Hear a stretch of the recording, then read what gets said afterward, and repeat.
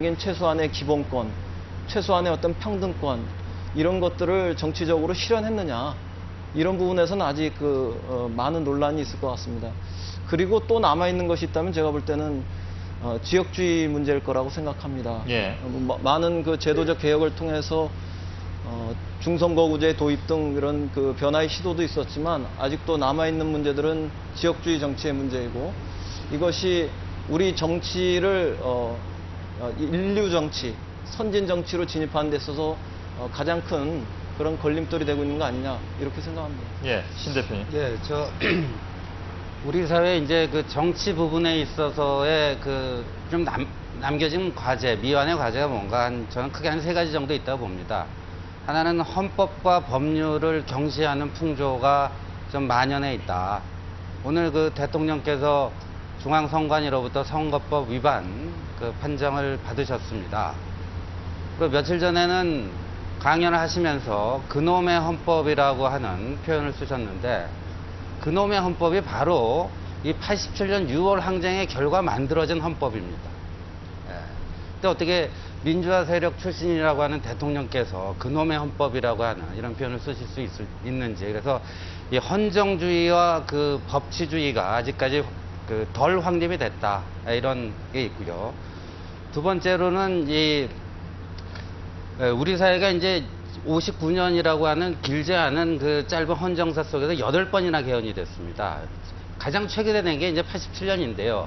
근데 이 87년 헌법이 가장 오래 20년 동안 헌법에 있어서 일정한 안정기를 지금 누려온 셈인데, 반면에 이제 대의민주주의의 핵이라고 할 수 있는 이 정당 정치는 여전히 불안한 구조다. 선거를 앞두고 이합 집산을 하고 합종 연행을 하고 하는 이런 일들이 아직도 비일비재하다.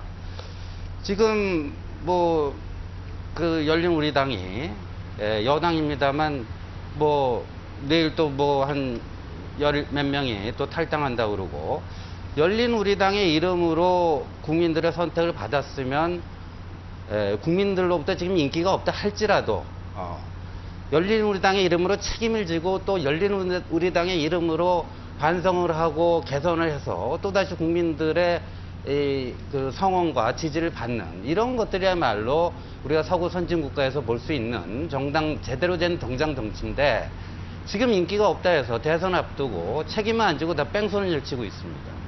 그러니까 이런 점에서 봤을 때 우리나라의 정당 정치는 아직 멀었다 이런 생각이 들고요. 마지막으로 이 자유에 대한 좀 성찰이 좀 부족한 거 아닌가. 예. 최근 기자실 통폐합 문제도 그렇고요.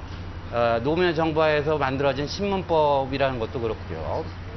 그다음에 우리가 이제 이 시청 앞 광장에서 좀 하나 생각을 해봐야 될 게, 요새 이제 집회 시위 문화를 보면서 제가 생각이 드는 게 87년 6월하고 지금은 상황이 많이 다릅니다. 그래서 지금 집회 시위를 하면서 이제 도로 점거 행위라든가 이런 게 많이 일어나는데, 어떠한 경우에도 타인에게 이렇게 불편과 불이익과 그걸 안겨줄 자유는 없습니다. 근데 지금은 집회 시하는 특정 집단의 떠들 수 있는 자유를 위해서 불특정 다수의 교통 불편이라고 하는 그런 거를 마치 자유인 양 착각하고 오해하고 있는, 그래서 이 자유에 대한 좀 성찰과 좀 재발견이 있어야 됐다. 이런 한 3가지 점이 남겨진 과제가 아닌가 생각합니다.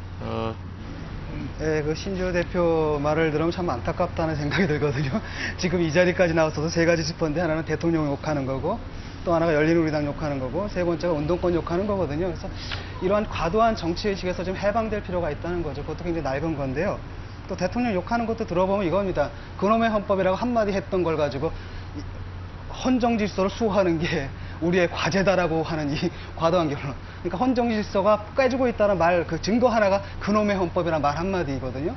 그런 식으로 이렇게 도약하는 밑에 깔려있는 정치적 의지가 뭘까라는 게 좀 의심스럽고요. 두 번째로 열린우리당 이합 집산하는 거 한심하죠. 1000년 간다라더니 또 이번에 100년 간다 그랬죠. 다음엔 10년 갈 거고 이제. 그나마 좋아지는 건가요? 반대로 그렇다면 한나라당 같은 경우에 지금 어떻습니까? 또 가관 아닙니까? 그런 부분들도 같이 언급을 하시든지요. 그 다음에 시위 문화를 얘기를 했는데, 프랑스 같은 데서도 데모하면은 불도 태우고 그럽니다. 그런 게 있는 거거든요. 그럼 그건 법법을 한 사람을 처벌하면 되는 것이지 뭐 그런 문제를 다소 과격해지는 거, 시위하면 다소 과격해지는 건데 87년 때는 뭐 아니었습니까? 그 범법행위였습니다. 다 사실상은. 그런 문제 있는데 그런 걸 가지고 지금 이 자리에서까지도 쟁점화하고 그 다음에 이런 자리까지도 그런 걸 쟁점화하는 그러니까 프로파간다의 장으로 활용하시는 모습을 보면 참 안타까워요. 왜 그렇게 사십니까, 아직까지? 반론 말씀하시죠.